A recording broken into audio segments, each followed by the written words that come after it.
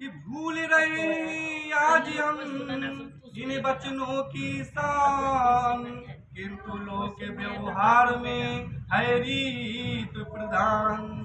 लोग वचनों को लेकर के भूल जाते हैं, किंतु भूल लेना चाहिए, क्योंकि गृहस्थ आश्रम ज्येष्ठ और श्रेष्ठ आश्रम है। ये विवाह जो संस्कार है, ये सबसे श्रेष्ठ संस्कार और सबसे बड़ा संस्कार है, किंतु आज विवाह संस्कार को गौण संस्कार बना दिया गया है। पंडित जी से कहा जाता है बार बार कि जल्दी करना है, किंतु विवाह एक वचनों का संस्कार। तो मैं आपको बता दें, यहाँ पर ये कह रही है कि कुछ वचन यहाँ अब प्राणनाथ मैं आज यहाँ पर मांगूंगी, स्वीकार हृदय से कर लो तो मैं वाम भाग में आऊंगी, मैं वाम भाग में आऊंगी, मैं वाम भाग में आऊंगी। करके ईश्वर का ध्यान अब मैं 7 वचन सुनाता हूँ, और क्या कहती है कन्या वर से सारा वृतांत बताता हूँ। पहले वचन में ये कह रही है, वधू ने मांगे वर से वचन ये 7, ये 7 वचन वर से मांग रही है। तो पहले वचन में क्या कहती हैं कि मुझे अन्नपूर्णा की पदवी देना मेरे नाथ, भोजनशाला का प्रबंध रखना मेरे हाथ, ये मैं प्रथम वचन को मांगू जिनको दीजो मेरे नाथ। देखिए यहाँ पर ये वधू पहले वचन मांग रही है कि मैं आपके यहाँ जा रही हूँ, मुझे पता नहीं है कि आपके घर पर रसोई घर कहाँ बना हुआ है, खाद्य सामग्री कहाँ रखी हुई है। अचानक कोई मेहमान अतिथि आ जाए और आतिथ्य सत्कार की बात कही जाए तो मैं उनका आतिथ्य सत्कार कैसे कर पाऊंगी। इसलिए आपका प्रथम कर्तव्य होगा कि आप मुझे अपने घर के बारे में बताएंगे कि ये सामग्री यहाँ पर रखी हुई है, क्योंकि अन्नपूर्णा की जो पदवी दी जाती है वो नारी को दी जाती है। और कहा भी जाता है कि गृहिणी गृह उच्चते, अर्थात गृहिणी से ही घर की शोभा होती है। गुरुकुल सूना गुरु के बिना, गुरु भी सूना ज्ञान बिना, घर है सूना नारी बिन, और नारी सूनी संतान बिन। अर्थात घर की शोभा नारी से होती है। दूसरा यहाँ पर वचन कह रहे हैं, वधू कह रही है कि सुख दुख में सहेचरी बना कर लेना मेरी राय, और 11 हो जाते हैं तब जब एक एक मिल जाए। बोले हमारे जीवन में सुख तो बहुत आएंगे, सुख में हमेशा आदमी साथ देता है, किंतु दुख में जल्दी साथ नहीं देता है। इसलिए आपको हमारे साथ में सुख में भी रहना है जिस प्रकार, और उसी प्रकार दुख में भी रहना है। अब फर्क कैसे होती है, रामचरितमानस में चौपाई आती है कि धीरज धर्म मित्र अरु नारी, आपत काल पर के ओचारी। जब विपत्ति आए तो धर्म की, धैर्य की, मित्र की और नारी की परख की जाती है कि कौन हमारा साथी है सच्चा। तीसरा बड़ा सुंदर वचन है कि मेरी देख रेख में रखना धन संपत्ति आगार, सारे आए बे हो मेरी सम्मति के अनुसार। बोले देखिए मुझे पता नहीं विवाह से पूर्व आपने कितना पैसा कमाया, कितना खर्च किया, किंतु अब मैं आपकी पत्नी बनने जा रही हूँ। आप कितना कमाएंगे, कितना खर्च करेंगे, ये आप मुझे पूरा बताएंगे।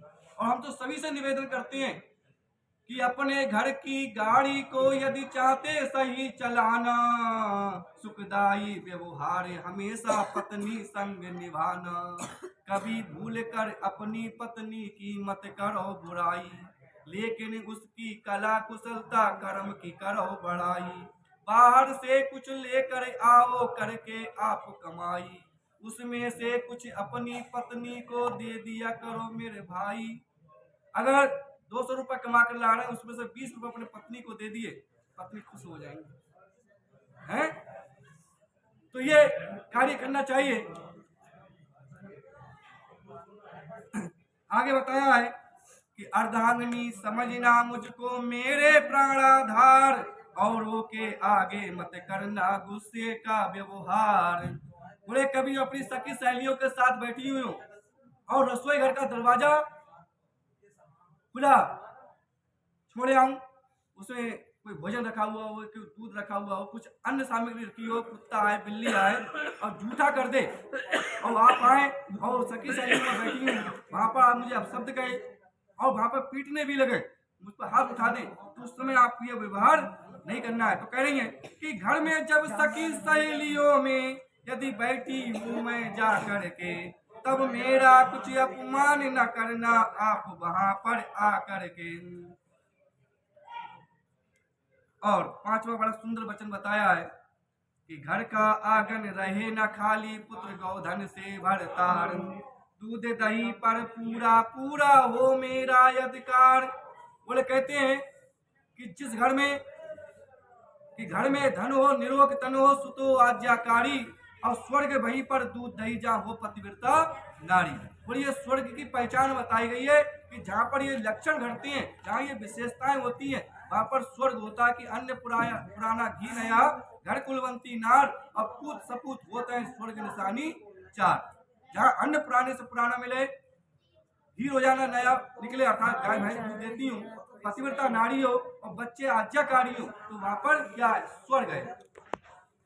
तो बताया है कि मेरे पिताजी ने आपको गौदान भी दिया, किस लिए दिया? कि इसके गाय के दूध को खा करके हम बलिष्ठ बने, हमारे आगे में पीढ़ी होगी वह भी बलिष्ठ बने, इसलिए गौदान किया जाता है, जैसे मुनियों ने परंपरा बताई है। आगे बताया है छठा वचन, ऋतु अनुकूल धर्म का करना कभी नियम मत भंग, और तीर्थ हवन और दान कर्म में रखना मुझको संग, ये मैं छठे वचन को मानूं जिसको दीजो मेरे नाथ। अरे छठा वचन, यदि यज्ञ करो तो नाथ मुझे बतला देना, और इसी वचन में यदि दान करो तो हाथ मेरा लगवा देना। बोले कोई भी कार्य आप मेरे बिना सम्मति के नहीं करेंगे, अर्थात घर में कोई अनुष्ठान कर रहे हैं, कोई यज्ञ कर रहे हैं, तो आप मेरी भी सहभागिता उसमें रखेंगे। जितने भी अगर शीतकाल का मौसम है तो आप मुझे उस समय गर्म वस्त्र ला करके देंगे, और ग्रीष्म काल का मौसम है तो आप मुझे ठंडे वस्त्र प्रदान करेंगे। सातवां वचन बताया है बड़ा सुंदर है कि लोक और परलोक सुधरने का करना उद्योग, ऋषि जीवन में भी जीवन धन मेरा हो सही हो, ये मैं सप्तम वचन को मांगू जिसको दीजो मेरे नाथ। देखिए, हम इस प्रकार अपने धन का उपार्जन करें जिस प्रकार मधुमक्खी धन का उपार्जन करती है कि फूल भी नहीं बिगड़ता और शहद का निर्माण भी हो जाता है। अर्थात किसी भी व्यक्ति के लिए हम अभिशाप न बने, अर्थात वह व्यक्ति हमारे प्रति गलत व्यवहार न रखे कि आपने ये अनुचित तरीके से धन को कमाया। तो यहाँ पर एक आप प्रीति कह रही है कि तो सातो बचन मुझे को स्वामी तब पत्नी मुझे बनाओगे, स्वीकार करो इन पंचों में ये वादा आप निभाओगे। सामने अग्नि देवता है, जल देवता है, इतने लोग गवाह हैं, साक्षी हैं, ठीक है, और हम दो पुरोहित इस बात के साक्षी हैं कि आप हम लोगों के समय ये प्रतिज्ञाओं को स्वीकार कर रहे हैं। बताइए कि आपको ये प्रतिज्ञा स्वीकार, जोर से बोलो, हम सब कुछ नहीं स्वीकार है, तीन बार स्वीकार है, स्वीकार है।